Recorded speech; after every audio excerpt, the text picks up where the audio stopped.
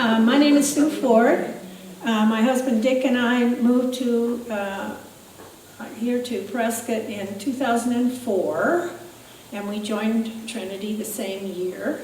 So we, didn't take a lot of time making up our minds. I'm going to talk to you about one particular summer many years ago. And now please remember, this was the 1960s. No cell phones, no internet, no computers. Phones were actually hooked by wires to the walls.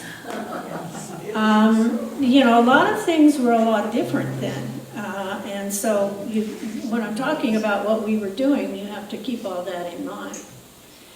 I graduated from the University of Michigan in Ann Arbor in the spring of 1965, and moved over to Chicago to go to graduate school, and spent 1965, 1966 in classes and taking exams, and in the spring of 1966 I took my doctoral written exam, which is an 8-hour written exam, and then an oral exam. And when I passed all of that, I said to myself, I'm not going to do any more school for the summer.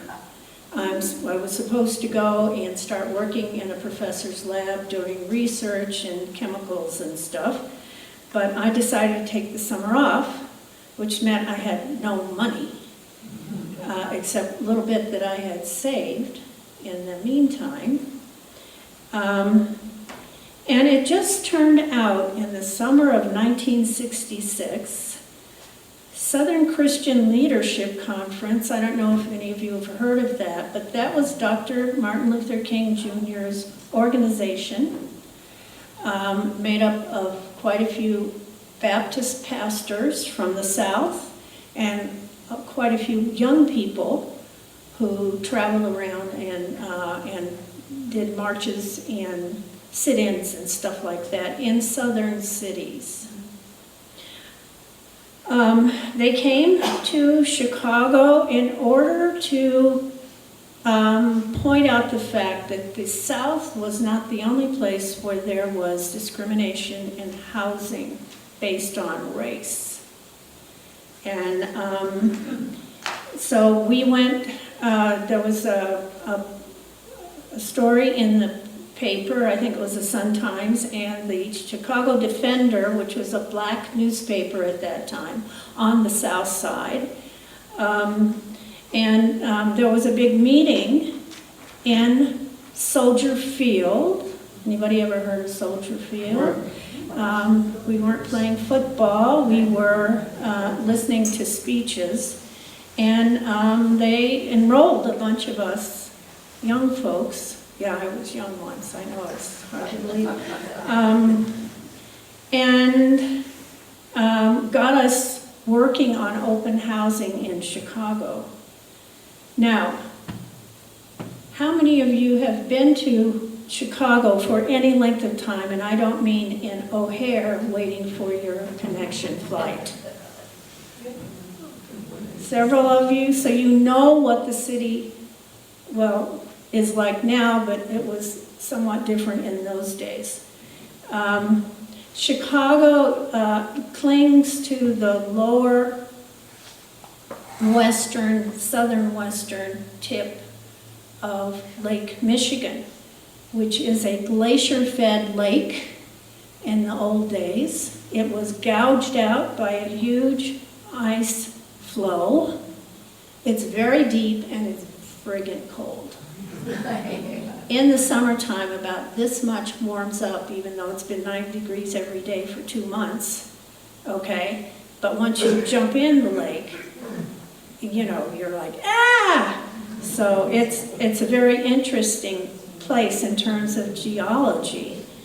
It initially was a marsh, which is what Chicago means. It sort of means something about the onion fields in the marsh, something like that. A big stink. Yes, and that's one of the things. It depends on how you want to, translate the words. There were several Indian tribes, the Sauk Indians, the Illini, and others that moved through that area at various times. Most of the city now is landfill. From about State Street east is landfill, because it was too marshy to actually build anything on it and have it stay up for any length of time. It's been historically a segregated city. As it was filling out, trappers came in and then farmers came in because it's a very rich land west of the city. If you go east of the city, you're going to get really wet. And so it started out kind of a mixed population. But in the 1920s, right after World War I, there was a big migration of black folks from Mississippi, Alabama, Georgia. They were kind of forced into sharecropping and that kind of thing, and they could come up north to Chicago and Detroit and some of the big cities in New York, not New York City so much, but some of the upper northern part of New York State, and get jobs in the big factories. There is also, you may have heard, a big slaughterhouse called the yards where they brought the pigs and cows and sheep in were brought in by rail, and Chicago's a big rail hub as well as flights and everything else now. So black folks started to come up from the south. And my late husband's mother and father both migrated in from Alabama in the early 20s. So what happened was, how it shaked out was that the south side and the west side, which is where the factories were and where the back of the yards was and all of the railroads were, became very, very much segregated black. And the north side, where all the rich people were, was white. So it was a very segregated city. There was also a kind of a Mexican contingent in Chicago in the near west side. And all of those people are still there. So Dr. King apparently decided, along with, he had a whole crew of people that were working with him, that it might be good to come up to a northern city and show people that segregation wasn't just in the South, that there were northern cities that were segregated too, especially in housing. So he brought up probably 20, 30 people. Some of them were black Baptist ministers, as he was. Some of them were just young people who were in the movement at that time. And they decided to focus on segregated housing in Chicago in the summer of 1966. So, hey, I didn't have anything else to do. Sounded interesting to me. And I didn't need to eat, I was pretty skinny and I didn't have much money, so, I just ate a lot of bologna and crackers. He had this big get-together at Soldier Field. We were asked to divide into groups And there were meetings starting in late June. The one I went to was at somebody's house on the south side.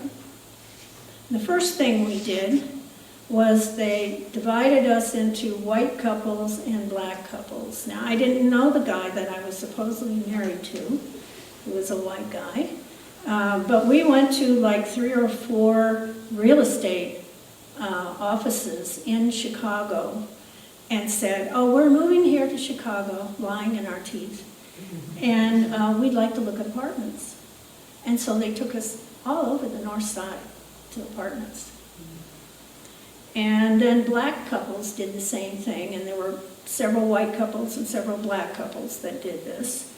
And they, of course, were shown apartments on the south side. So it was pretty obvious that not just were these the formation of discriminated housing historic, but the real estate people were in on it. You know, they were in on it. They were keeping it going. We had to make some reports about what happened with us, with the real estate testing. And then we were called to a meeting, and there were maybe about 30 of us, college students mainly. And we were in somebody's house, in their living room, sitting around, waiting for the main event.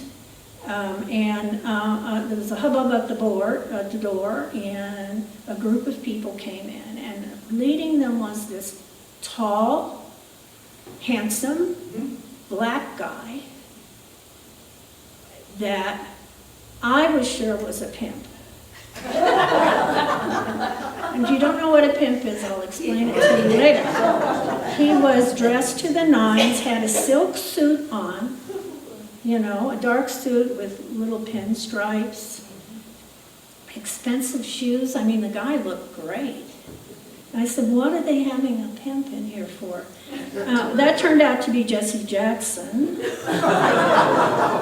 who was leading the group. He was one of the main movers and shakers in Southern Christian Leadership Conference at the time.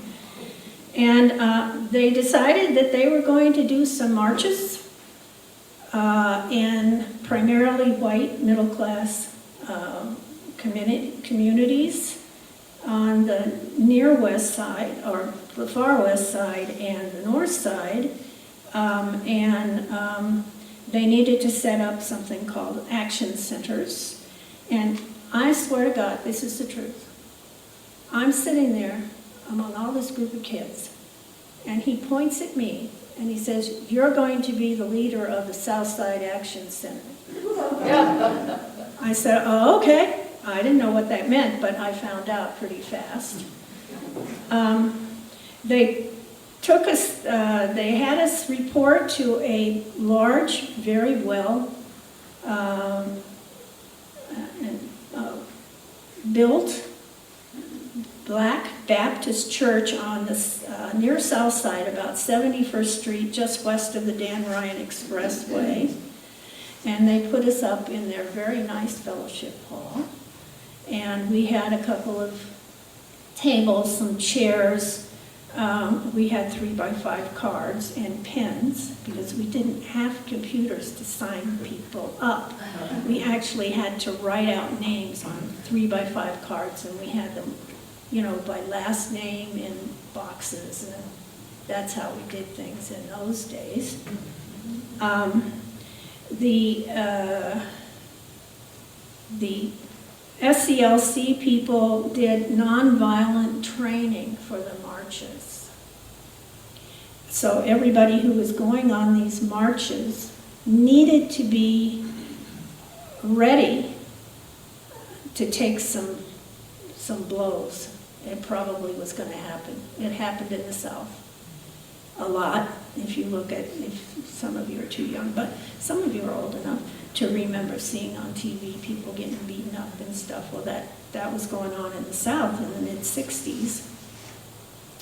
And we thought they would probably be doing it in Chicago. We were right. And we started to organize for a march within a couple of days. And Dr. Martin Luther King Jr., came into Chicago and gave a speech, a sermon.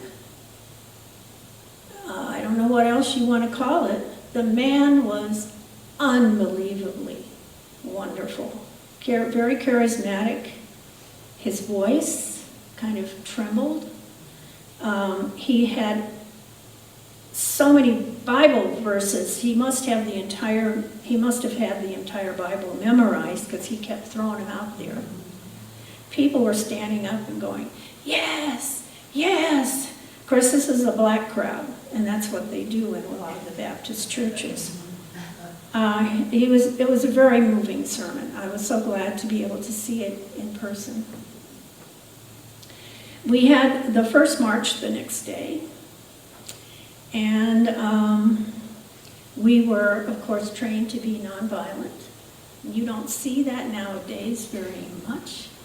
The crowds are often very violent and throwing things and setting fires. And no, we didn't do any of that. That was a no-no. We marched in a working class white community. There were very few cops, almost none, in fact. We didn't really need them. But, and at the front of the march, it was Dr. King and Jesse Jackson and several of his compatriots. There were local priests, there were local nuns in their habits, okay? Quite a few local Protestant clergy were there in the first couple of rows marching. We had some signs, and we were singing, "We shall overcome." Well, the people we were marching in their neighborhoods didn't want us there. And so they started to pick up rocks and throw them. They picked up bricks and threw them. They picked up pieces of concrete, rotten fruit, and some people got hit. I remember one nun got hit right here, and she had blood all the way down the front of her habit. So we didn't get a happy process in that first march.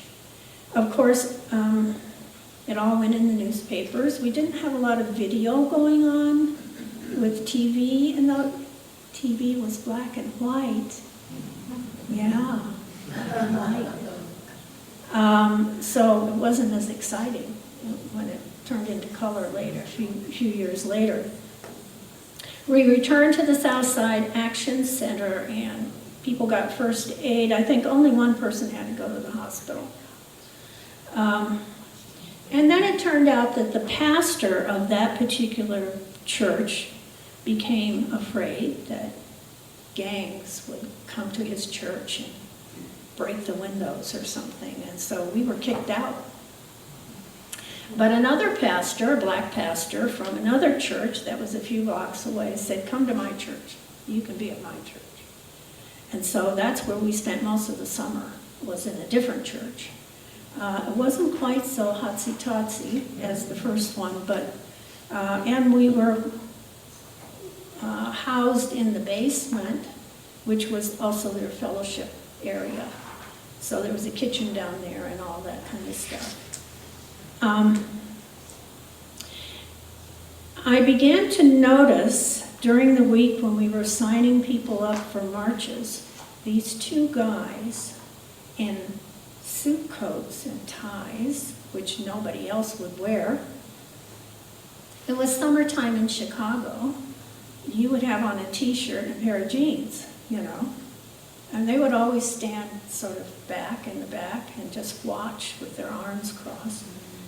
It turned out they were cops who had been sent from the intelligence division of Chicago Police Department because our mayor at the time, Richard J. Daley, thought we were communists.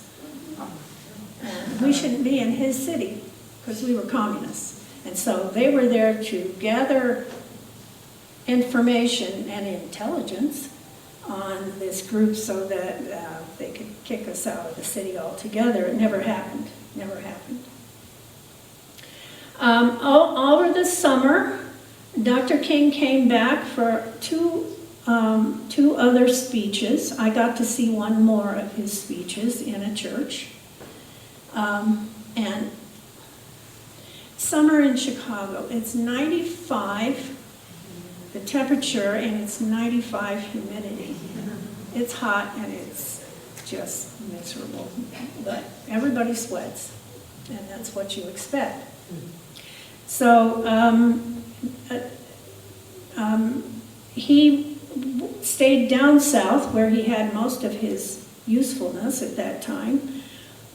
And when we would go on marches, he would call, and I spoke to him on the phone a couple of times. And Andrew Young, I don't know if you've heard of him, but he was mayor of Atlanta at one time, and also in politics down there, and one of Dr. King's sergeants, I guess you could call him, one of the helpers.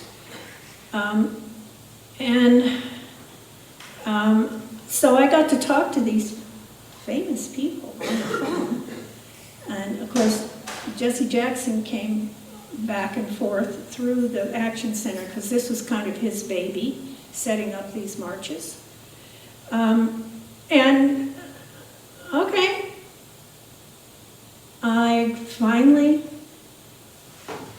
we got to the end of the summer. Now let me just say that one of the cops who was there ended up being my husband. And I was not interested for a long time.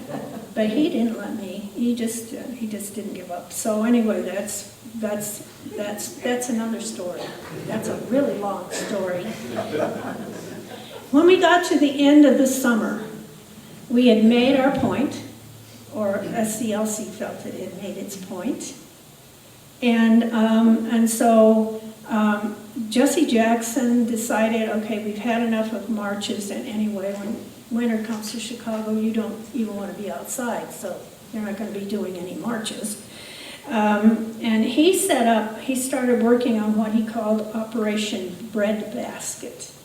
And what the point of that was to try to get more black businesses started and more black businesses in the community, and people would buy what they sold. So black bakeries, there was a dairy, other stuff like that, so that people wouldn't be buying outside their community, since their community wasn't being supported outside at all. And at the end of the summer, I went back to school. So that's my story, and I'm sticking to it.